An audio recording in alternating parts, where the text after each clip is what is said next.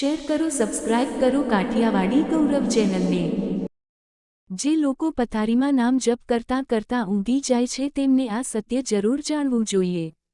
જો તમે પણ રાત્રે પથારીમાં નામજપ કરતાં કરતાં સૂઈ જાવ છો તો સાવધાન થઈ જજો, કેમ કે આ વાત તમારું જીવન બદલી નાખશે। આ વિડીયોને ભૂલથી પણ સ્કીપ ના કરતા, કેમ કે આ તમારી આવતા જન્મની વાત છે। બધા પ્રિય દર્શક બંધુને નમસ્કાર। મિત્રો, જે લોકો પથારીમાં સૂતા સૂતા નામ જપ કરે છે, જેઓ રામ રામ કે પોતાના ઇષ્ટદેવનું નામ લેતા લેતા સૂઈ જાય છે, જેઓ ઓમ નમઃ શિવાય જપતા જપતા ઊંઘના ખોળામાં ચાલ્યા જાય છે, તેઓ મારી આ વાત ખૂબ જ ધ્યાનથી સાંભળી લેજો। આ કોઈ સાધારણ વાત નથી, આ કોઈ નાની આદત નથી, અને એમ પણ ન સમજી લેતા કે સૂઈ ગયા એટલે જપ બેકાર થઈ ગયો। ના, બિલકુલ નહીં। હકીકતમાં તો અહીંયાથી જ અસલી રહસ્ય શરૂ થાય છે। તમે જાણો છો, જ્યારે જાગૃત મન થાકી જાય છે, દિવસભરની દોડધામ, મનની ગૂંચવણો, વિચારોનો બોજ, અને પછી રાત એ સમય છે જ્યારે મન સૌથી નબળું હોય છે અને આત્મા સૌથી ખુલ્લો હોય છે। તમે પથારીમાં લેટ્યા છો, આંખો બંધ છે, શરીર શિથિલ છે અને હોઠો પર નામ છે। અહીંયાથી જ નક્કી થાય છે કે તમારો જપ સાધના બનશે કે માત્ર આદત। જે લોકો નામ જપ કરતાં કરતાં સૂઈ જાય છે તેઓ ત્રણ પ્રકારના હોય છે। પહેલો પ્રકાર, આદતમાં જપ કરવાવાળા। આ લોકો જપ એટલે કરે છે કારણ કે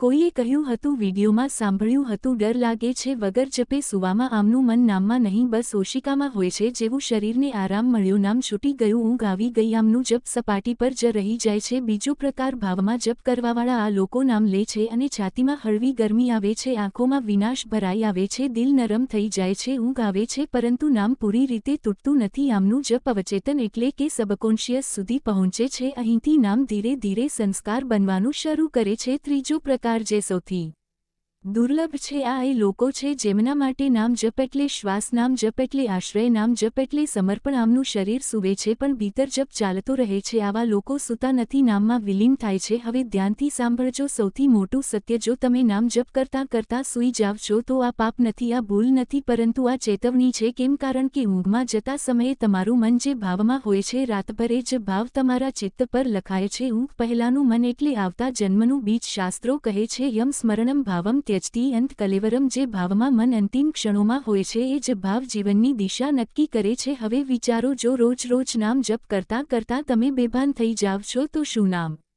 તમારું ચેતન બની રહ્યું છે કે માત્ર ઊંઘનું હાલરડું? અહીં 90% સાધકો ભૂલ કરે છે। તેઓ કહે છે, અમે તો નામ લેતા લેતા સૂઈ જઈએ છીએ, બહુ આનંદ આવે છે। આનંદ આવવો ખોટું નથી, પરંતુ નામનું લક્ષ્ય આનંદ નથી, નામનું લક્ષ્ય છે સ્મૃતિ। નામ તમને સુવાડવા માટે નહીં, જગાડવા માટે છે। હવે તમને જણાવું છું નામ જપ અને નિદ્રાનું ગુપ્ત વિજ્ઞાન। જ્યારે તમે સૂવો છો તો મન 3 સ્તરોમાંથી પસાર થાય છે, જાગૃત, સ્વપ્ન અને સુષુપ્તિ। જો નામજપ જાગૃતથી સ્વપ્ન સુધી ચાલ્યો જાય તો તે સંસ્કાર બને છે, જો નામજપ સ્વપ્નથી સુષુપ્તિ સુધી ચાલ્યો જાય તો તે બીજ બને છે, અને જો નામજપ સુષુપ્તિમાં પણ અખંડ રહે તો તે સાધકને ભીતરથી બદલી નાખે છે। પરંતુ ધ્યાન રહે, આ પોતાના મેળે નથી થતું। જે લોકો વિચારે છે બસ નામ લો અને સૂઈ જાવ, બધું આપમેળે થઈ જશે, તેઓ ભ્રમમાં છે। નામને ઊંઘમાં લઈ જતા પહેલા 3 વસ્તુઓ અનિવાર્ય છે। પહેલો નિયમ, સૂતા પહેલા ભાવ સ્પષ્ટ કરો। નામ જપ શરૂ કરતા પહેલા મનમાં સ્પષ્ટ કરો, હે પ્રભુ, હું સૂવા જઈ રહ્યો છું પણ તમને નથી છોડી રહ્યો। આ ભાવ નામને હાલરડું નહીં, સેતુ બનાવે છે। બીજો નિયમ, જપની ગતિ ધીમી કરો। તે જ જપ એટલે મનની ચંચળતા અને ધીમો જપ એટલે ચિત્તની ગહેરાઈ। નામ એવું હોવું જોઈએ કે શ્વાસમાં ભળી જાય, ધડકનમાં ઉતરી જાય। ત્રીજો નિયમ, ઊંઘ આવે તો લડો નહીં, સૌથી મોટી ભૂલ। અરે, ઊંઘ આવી રહી છે, જપ તૂટી જશે નહીં, ઊંઘ આવે તો નામને સોંપી દો। નામને કહો, હવે તું મને પકડી લે। અહીંયાથી જ અસલી સાધના શરૂ થાય છે। જે સાધક આ બિંદુને સમજી લે છે તેનો જપ દિવસ રાતની સીમાથી બહાર ચાલ્યો જાય છે। પછી નામ આપમેળે ચાલે છે, મન આપમેળે ઝૂકે છે, અહંકાર આપમેળે ઓગળે છે। જો આ વાત તમારા ભીતર ક્યાંક ગુંજી રહી છે તો સમજી લો, નામ તમને બોલાવી રહ્યું છે। હવે શરૂ કરીએ છીએ આપણી વિડીયોનો પાર્ટ 2। જ્યારે નામ ઊંઘની ભીતર ઉતરવા લાગે, જે લોકો પથારી પર નામ જપ કરતાં કરતાં સૂઈ જાય છે, આ ભાગ તેમના માટે સૌથી મહત્વપૂર્ણ છે। સાધકો, જે લોકો પાઠ 1 સાંભળીને થોડીવાર ચૂપ થઈ ગયા હતા, જેમને લાગ્યું હતું કે જાણે કોઈએ તેમના ભીતરની વાત કહી દીધી, પાર્ટ 2 તેમના જ માટે છે, કારણ કે હવે આપણે એ સીમામાં પ્રવેશ કરી રહ્યા છીએ જ્યાં નામ આદત નથી રહેતું, નામ અનુભવ બને છે, અને ધીરે ધીરે સાધક સ્વયં નામ થઈ જાય છે। સૌથી પહેલા એક સીધો પ્રશ્ન, સાચો જવાબ આપજો પોતાના મનથી, મને નહીં। જ્યારે તમે નામ જપ કરતાં સૂઈ જાવ છો, શું ક્યારે એવું થયું છે કે અચાનક ઊંઘ તૂટે અને નામ આપમેળે ચાલી રહ્યું હોય? જો હા તો તમે ભાગ્યશાળી છો, જો ના તો ગભરાશો નહીં, તમે માર્ગ પર છો। પરંતુ જો તમને આ સવાલ જ અજીબ લાગી રહ્યો છે તો સમજી લેજો, તમે અત્યારે નામને બહારથી અડી રહ્યા છો। હવે જાણીએ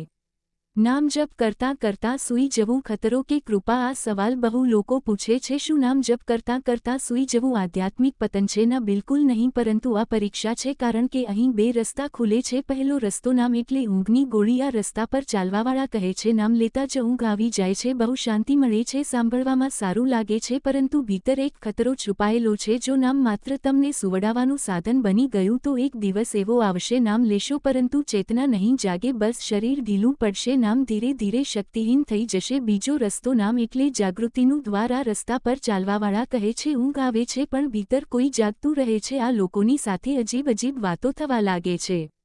સપનામાં મંત્ર સંભળાવવા, ઊંઘમાં શ્વાસનું આપમેળે ઊંડું થવું, અચાનક રાત્રે આંખ ખુલવી અને મન શાંત હોવું આ સંકેત છે કે નામ ચિત્તમાં ઉતરી રહ્યું છે. હવે ધ્યાનથી સાંભળજો, આ બહુ ગૂઢ વાત છે. ઊંઘ ત્રણ પ્રકારની હોય છે. એક તામસિક ઊંઘ એટલે બેહોશી, બે રાજસિક ઊંઘ એટલે સપનાઓથી ભરેલી, ત્રણ સાત્વિક ઊંઘ એટલે સાક્ષી ભાવવાળી. 90% લોકો પહેલી કે બીજીમાં જ રહે છે, પરંતુ જે સાધક નામ મને ઊંઘમાં લઈ જાય છે તેના ભીતર ચોથી અવસ્થાનું બીજ પડે છે, જ્યાં ઊંઘ પણ હોય છે અને જાગૃતતા પણ. આ એ જ બિંદુ છે જ્યાં ઋષિઓ કહે છે સુપ્ત જાગૃતિ એટલે કે સૂતા સૂતા જાગવું. હવે પ્રશ્ન આવે છે કે કેવી રીતે ઓળખીએ કે તમારો નામજપ સાચી દિશામાં છે? સંકેત એક, ઊંઘ પછી મન ભારે નથી રહેતું. જો તમે નામજપની સાથે સૂવો છો અને સવારે મન હળવું હોય, ચીડચીડાપણું ઓછું હોય, ભીતર શાંતિ હોય તો સમજી લો નામે રાતભર કામ કર્યું છે. સંકેત બે, સ્વપ્ન ઓછા અને સાફ થવા લાગે છે. વધારે પડતા સપના એટલે મનની ગંદકી. નામજપ વધવા પર સપના ઓછા થાય છે અથવા પ્રતિકાત્મક થઈ જાય છે. ક્યારેક ક્યારેક સપનામાં જ્યોતિદેવ નામ કે મૂન દેખાય છે. આ બહુ શુભ સંકેત છે. સંકેત ત્રણ, નામ દિવસમાં આપમેળે ચાલવા લાગે. સૌથી મોટો સંકેત, તમે કામ કરી રહ્યા છો, ચાલી રહ્યા છો, બેઠા છો અને અચાનક ધ્યાન જાય નામ તો ચાલી જ રહ્યું છે. આ ત્યારે થાય છે જ્યારે નામ ઊંઘમાંથી ઉઠીને જાગૃતમાં ફેલાવવા લાગે છે. હવે સૌથી મોટી ભૂલ જેને તરત સુધારવી પડશે. ઘણા સાધક નામ જપ કરતાં કરતાં સૂઈ ગયા પછી ખુદને કહે છે આજે તો જપ અધૂરો રહી ગયો. આ વિચાર વિષ સમાન છે. નામને ક્યારેય અધૂરું ન કહો, કારણ કે નામ ગણતરી નહીં સમર્પણથી પૂર્ણ થાય છે. સૂતા પહેલા આ એક વાક્ય જોડી દો. જપ શરૂ કરતા પહેલા મનોમન કહો, હે નામ, હું જાગું કે સૂઈ જાઉં, મને છોડતો નહીં. બસ આ એક વાક્ય નામને રક્ષક બનાવી દે છે. હવે જાણીએ શું નામજપ ઊંઘમાં પણ ચાલે છે. સાચું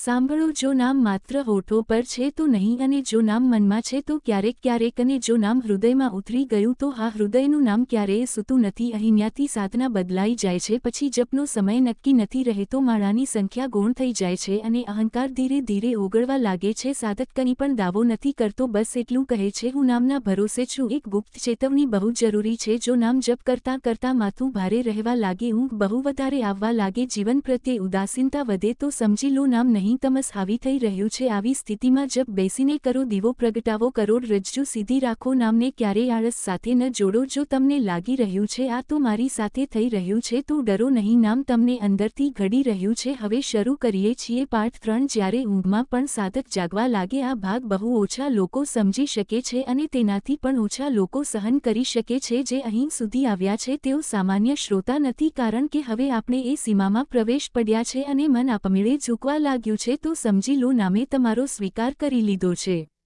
સૌથી પહેલા એ સ્પષ્ટ કરી દઉં, અહીં કોઈ ચમત્કાર નહીં બતાવવામાં આવે, અહીં કોઈ સિદ્ધિની લાલચ નથી અને અહીં કોઈ ખાસ બનવાનો રસ્તો નથી. આ ભાગ અહંકારને ચૂપ કરાવવા માટે છે. જ્યારે સાધક ઊંઘમાં પણ સાક્ષી બનવા લાગે, એક દિવસ એવો આવે છે જ્યારે સાધક સૂઈ રહ્યો હોય છે પણ ભીતર કોઈ જોઈ રહ્યો હોય છે. શ્વાસ ચાલી રહ્યો છે, શરીર વિશ્રામમાં છે, મન મૌન છે, અને તો પણ એક સૂક્ષ્મ જાગૃતતા બની રહે છે. આ કોઈ કલ્પના નથી, તેને શાસ્ત્ર કહે છે સુષુપ્તિમાં જાગૃતિ. આ અવસ્થા કેવી રીતે આવે છે? જબરદસ્તી નહીં, અભ્યાસથી પણ નહીં. આ આવે છે અનુગ્રહથી, પરંતુ અનુગ્રહ આવે છે નિરંતરતાથી. જે સાધક રોજ નામ જપને પોતાના સુવાનો અંતિમ સ્પર્શ બનાવી દે છે અને જાગવાનો પહેલો ભાવ તેના ભીતર ધીરે ધીરે સાક્ષી જન્મ લેવા લાગે છે. અહીં એક ભ્રમ તોડવો જરૂરી છે. ઘણા લોકો વિચારે છે ઊંઘમાં જાગૃત થઈ જવું એટલે કુંડલીની જાગરણ. બિલકુલ નહીં. આ કુંડલીની નહીં, ચિત્તની શુદ્ધતાનો સંકેત છે. કુંડલીની એક અલગ વિષય છે અને બહુ ગંભીર છે. નામ જપતી પહેલા ચિત્ત સાફ થાય છે, પછી શરીર પાત્ર બને છે. હવે જાણીએ ઊંઘમાં જાગૃત સાધકના 5 ગુપ્ત સંકેત. સંકેત નંબર 1, અચાનક કારણ વગર આંખ ખુલી જવી. રાતના કોઈ પહેરે ઊંઘ તૂટે, કોઈ ડર નહીં, કોઈ વિચાર નહીં, બસ શાંત આંખો ખુલ્લી છે. આ શરીર નહીં, સાક્ષીનું જાગવું છે. સંકેત નંબર 2, ઊંઘમાં શ્વાસ બદલાઈ જવા. સાધારણ ઊંઘમાં શ્વાસ નિયમિત હોય છે, પરંતુ આ અવસ્થામાં શ્વાસ ગહેરા, શાંત, લગભગ લયબદ્ધ, જાણે કોઈ ભીતરથી ચલાવી રહ્યું હોય સંકેત નંબર 3 સપનાઓનું લુપ્ત થઈ જવું ધીરે ધીરે સપના ઓછા કે બિલકુલ બંધ અને ઊંઘ અંધકાર નહીં વિશ્રામ બની જાય છે સંકેત નંબર 4 જાગવા પર નામનું આપમેળે ચાલવું સવારે આંખ ખુલી અને વગર વિચારીએ રામ શિવ ઓમ રાધે રાધે આ સંકેત છે કે નામે મનને પાર કરી લીધું છે સંકેત 5 મૃત્યુનો ભય ઓછો થવો બહુ ગુણ વાત છે જે સાધક ઊંઘમાં પણ જાગે છે તે મૃત્યુથી ડરતો નથી કારણ કે તેણે દેહથી અલગ રહેવાનું શીખી લીધું છે અહીં સૌથી મોટો ખતરો પણ છે હવે બહુ સાવધાન રહેજો આ અવસ્થામાં જો સાધકે વિચાર્યું હું કંઈક વિશેષ થઈ ગયો છું તો ત્યાંથી જ ગિરાવટ શરૂ થાય છે નામ ત્યાં જ રોકાઈ